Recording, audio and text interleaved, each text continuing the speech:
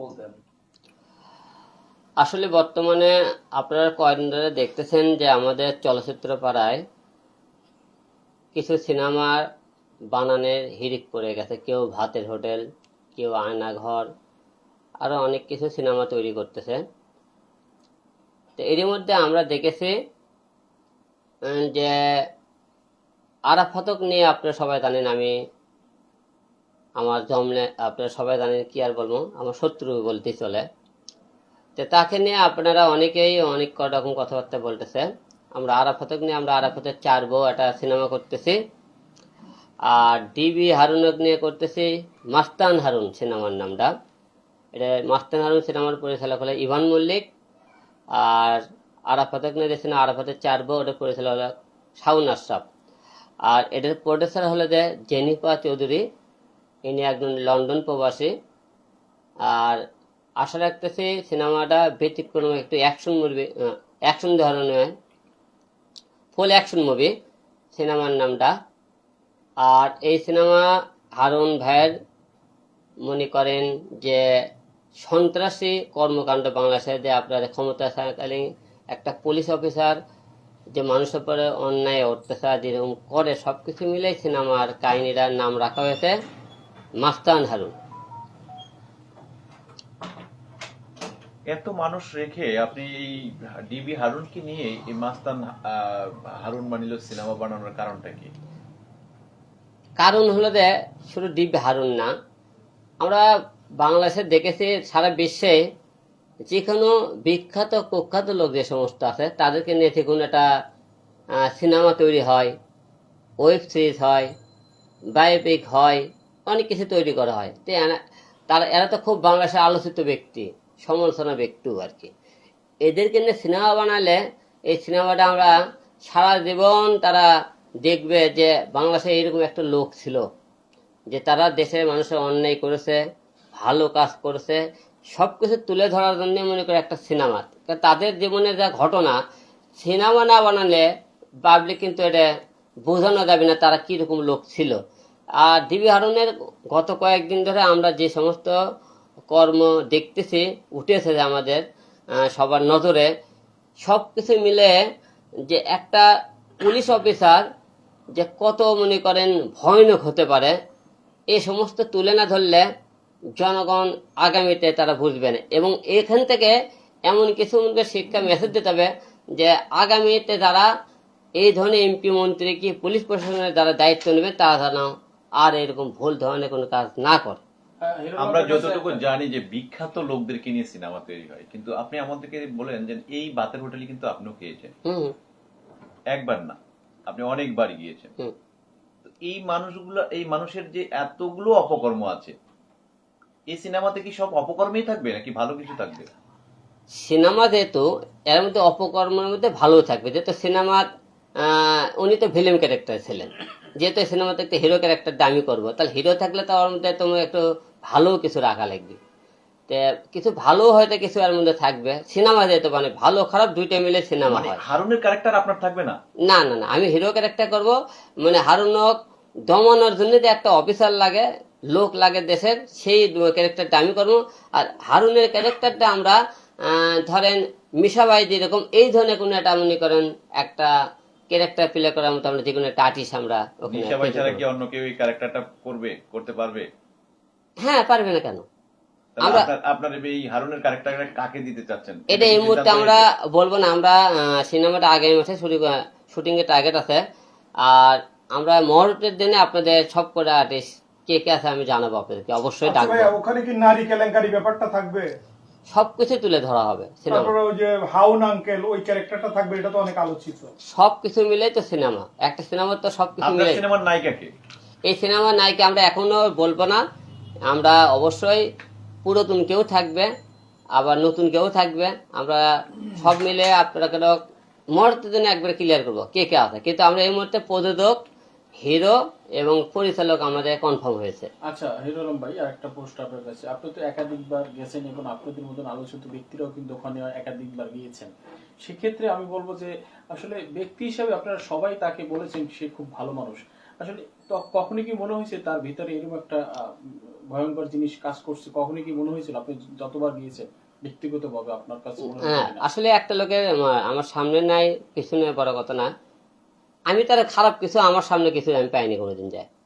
আমি ধরেন আমি যে কোনো কাজে গেছি আমার সামনে এসে ভালো, অনেক কিছু লোক আছে না, কিছু ভালো লোকের মুখোশের আড়ালে কিছু খারাপ কিছু লোকে থাকে। তো এরা হলো ছিল মুখোশধারী শয়তান।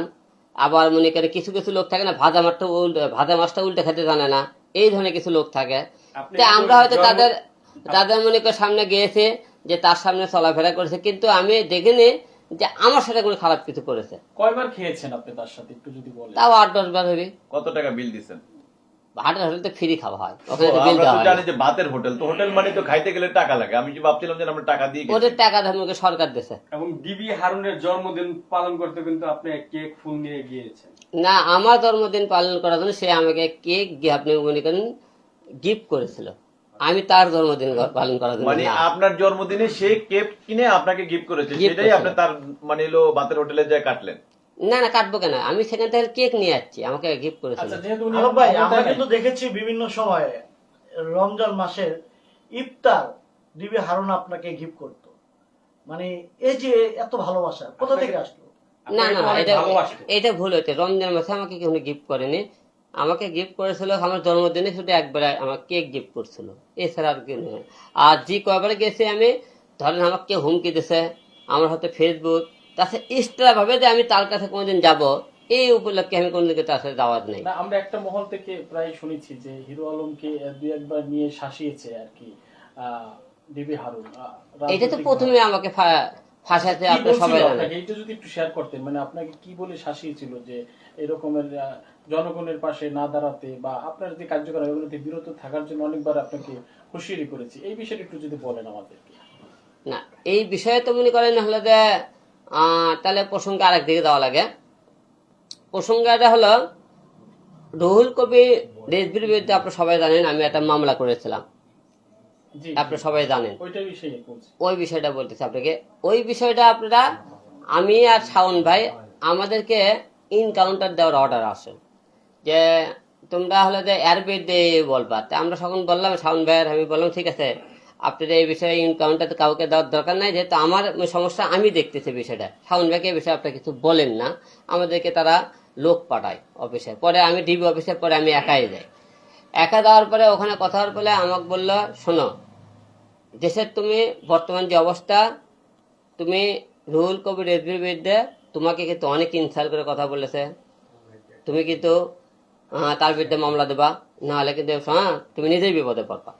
যখন কথা বললো যে আমি কোনো কি সমস্যা হবে করে, তো আমাকে মামলা দেওয়ার এবং আমার ফ্যামিলিগত সব কিছু মিলে তারা কথা বললো। তো আমরা যখন মামলা দিতে যখন না চাই, তো তখন আমাকে বললো তুমি কিন্তু নিজের খারাপ নিতে চাইতেছ। আমি কোনো, ওরা চাইতেছিল বিএনপি সাবেক প্রধানমন্ত্রী বেগম খালেদা দিয়ে, বিএনপি রুহুল কবির রিজভী স্যার সবার বিরুদ্ধে একটা মামলা দিয়ে দেশে একটা অরাজক লাগে ছুটে চাইছিল অল টাইম। তো দেশটা অরাজকের মধ্যে থাকে না, একটার একটা ভেজাল যাতে থাকে। তো আওয়ামী লীগ মনে করেন তাতে মনে করেন এদের উপরে আমাকে দূর উপরে রাখার চেষ্টা করছিল, আমাকে এরকম ব্যবহার করতে চাইছে। তখন সব কিছু মেনে যে সে জসকোটে ফোন করলো, জসকোটে ফোন করে সে উকিল ঠিক করলো। তারপরে মনে করেন আমাকে একটা গাড়ি দিল, সে মামলা করার জন্য টাকা সবকিছু সে মনে করেন ইয়ে করছে। মানে মামলা করতে আপনার পকেটের একটা কলা দিতে? না না, সবকিছু উকিল কি করতে লাগে? না না না, সবকিছু হারুন ভাই করে দিতেছে। তো আপনি হয়তো বলছেন তার সাথে সম্পর্কে এত এত কেন বললা না। আসলে এত আমাকে এই প্রশ্নটা কেউ করেনি যে আপনি রুহুল কবির বিরুদ্ধে কেন মামলা করছে, এই প্রশ্নটা কিন্তু আমাকে কেউ করেও হয়নি। আর সেই টাইমে আপনি জানেন দেশ যখন যেদিকে থাকে জনগণ তাদের ফ্যামিলি তাদের নিজেকে একটু সেফটি করার জন্য কিছু কিছু টাইমে আমাদের তাদের কথা শুনতে হয়। হয়তো সেই টাইমে আমরা জীবনে একটাই ভুল করছিলাম, তাদের কথা শুনে। আপনি একটা জানবেন, আওয়ামী লীগ যখন ক্ষমতায় ছিল সেই অবস্থায় রানিং অবস্থায় থাকে কিন্তু আমি তাদের সাথে ফাইট করছি, আমি কিন্তু কাউকে দেখে ভয় করি না, আপনি সেটাও জানেন। কিন্তু এই টাইমে এই মামলাটা করার পরিস্থিতি এই আমাদের ভয় পিঠে থেকে সে একটা কাজে করছিল, এই মামলাটা করাইছিল আমাকে। আচ্ছা, এটা কি ঠিক করছেন কিনা আপনি?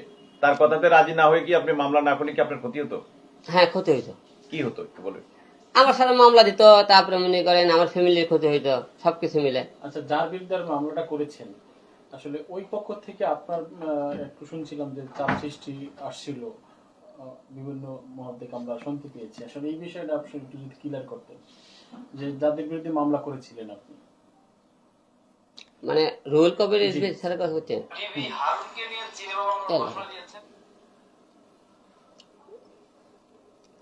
আচ্ছা রুহুল কবির আমি রিজভী স্যার একটু শেষ করি যেহেতু এটা ভুল বোঝাবুঝি হয়েছে আপনার কাছে এই বিষয়টা যেহেতু জোরপূর্বক আপনি মামলা করেছিলেন ক্লিয়ার করবেন যে আসলে চাপে পড়ে না আসলে হুমকির মুখে ওইটা তো ক্লিয়ার করলাম একটু হ্যাঁ আগে। বলেন ওই পক্ষ কি বলছিল বলে মানে বলতে চাচ্ছে, আপনাকে বোঝাতে পারে নাই, আমি আপনাকে বলছি যে আপনি তো মামলা করেছেন রিজভী সাহেবের নামে, হ্যাঁ কিন্তু রিজভী সাহেবের নামে মামলা করার পর রিজভী সাহেবের পরিবার পক্ষ থেকে বা সেই দলের পক্ষ থেকে। বিএনপির পক্ষ থেকে মানে আপনার প্রতি কোনো বিএনপির পক্ষ থেকে অনেক আমাকে গালাগালি করছে, তারা অনেক মনে করে অনেক কিছু বলেছে, অনেক গালাগালি করছে আপনি তারা আমাকে। আপনি রিপ্লাই কি বলেছিলেন আমি রিপ্লাই গালাগালি আমি করে একটা কথাও বলিনি, ঠিক আছে। তারা আমি অনেকেই গালাগালি করছে, হুমকি দিচ্ছে, অনেক কিছু বলেছে, আমি এটা কোনো কাউন্টার দিইনি আমি কাউকে। আজকে যে ক্যামেরার সামনে আপনি বলতেছেন যে আমাকে মামলাটা করিয়েছে হারুন সাহেব নিজে, উকিল ঠিক করেছেন, উকিলকে টাকা দিয়েছেন এবং কি গাড়ি দিয়েছেন, লোক দিয়েছেন, জনবল দিয়ে আমাকে দিয়ে মামলাটা করিয়েছেন, এই কথাটা কি আপনি তখন রিজভী স্যারকে বলেছেন কিনা,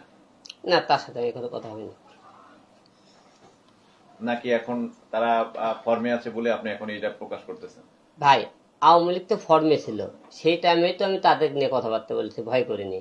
তো তারা ফর্মে থাকলে আমি তো মনে করেন নিজের ভুল নিজে স্বীকারই করলাম যে আমাকে তাকে করানো হয়েছে। এরপরেও তো মনে করেন তারা আমাদের উপর যেমন করে ইনকাউন্টার নিতে চায়, কোনো কিছু করতে চায়, তা আমি হিরো আলম তো চুপ করে থাকবো না। না এটা কি আচ্ছা, এই যে খোলাসা- এখন আপনার যে সিনেমা মাস্তান হারুন, এই যে এই গল্পটা যে আপনার সাথে ঘটেছে, বাস্তব অভিজ্ঞতাটা, এটা কি আপনার সিনেমার ক্যারেক্টারে থাকবে কিনা? অবশ্যই থাকবে, থাকবে না কেন? যে একটা লোক মনে করেন তার ফ্যামিলিতে ট্যাপে ফেলে, তাকে কি হারে মামলা করানো হয়, এবং একটা ফ্যামিলিতে কিভাবে ধ্বংস করা হয়, একটা পরিবার কিভাবে ধ্বংস করা হয়, তার সরলতা সুযোগ পেলে তার সম্পত্তি কি হারে আত্মসাৎ করতে হয়, এবং আমার মনে করেন মানুষের কিভাবে মনে করেন পিটানো হয়, কি হারে মানুষের মনে করেন আয়না ঘরে নিয়ে রাখা হয়, সবকিছু মিলিয়ে আমি তুলে ধরার চেষ্টা করবো। মানে তার যে ঘটনাগুলো সবকিছু আমি এটা সিনেমা না বানালে হবে না, সিনেমা বানানোর মতো এক একটা। সিনেমাতে কি আপনি পুরো এই 15 বছর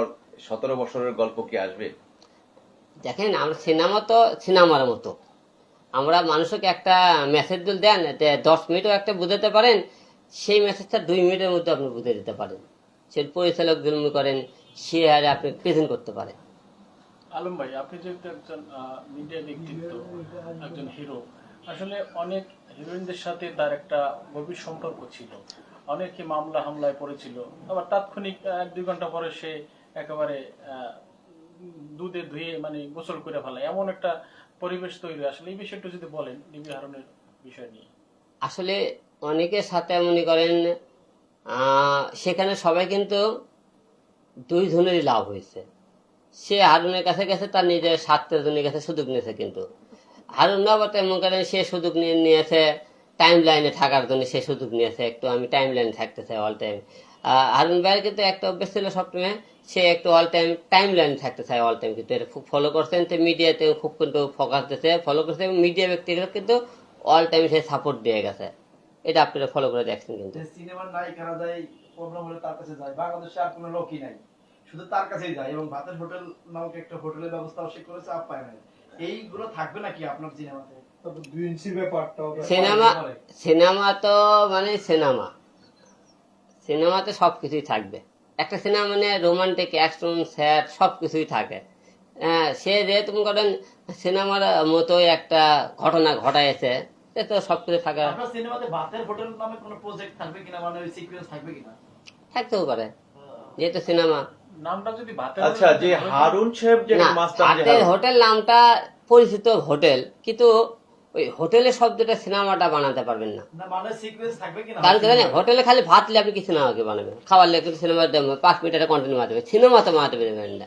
আর সিনেমা, আর যখন আপনি থ্রিলার টাইপে অ্যাকশন মুভি বানাবেন, সেই টাইপে তার সবকিছু সম্ভব হয়ে যাবে তুলে ধরা অ্যাকশন মানে গল্পের মধ্যে।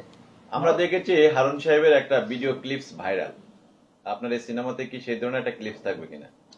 এখন ব্যাপারটা এখন শোনেন, অনেকে আপনারা জানেন, ভাই আপনার মুখে যে- হাসি, কিন্তু এটা ভালোভাবে বলতে হবে কিন্তু। শোনেন, বাংলাদেশের এমন কোনো লোক নাই যে তারা একবার ধোয়া তুলসী পাতা, সবারই হয়তো খারাপ ভালো আছে, কেউ হয়তো ক্যামেরার আড়ালে, কেউ ক্যামেরার পিছে মোড়ো, আর ঠিক আছে, কম বেশি সবারই দোষ আছে, আপনারা দেখবেন কেউ বলতে পারেন যে কারো নাই, সবারই আছে। এখন এর মধ্যে মনে করেন যেটা বাস্তব ঘটনা, মনে করেন আপনারা সবাই জানেন আমাদের সেন্সারে একটা কথা বলি, সিনেমাতে সেন্সার বলে একটা শব্দ আছে। আমরা এমন কোনো দৃশ্য দেবো না যে সেন্সারে আমার সিনেমাটা আটকে দেওয়া হয়, সেন্সারে বাতিল করা হোক।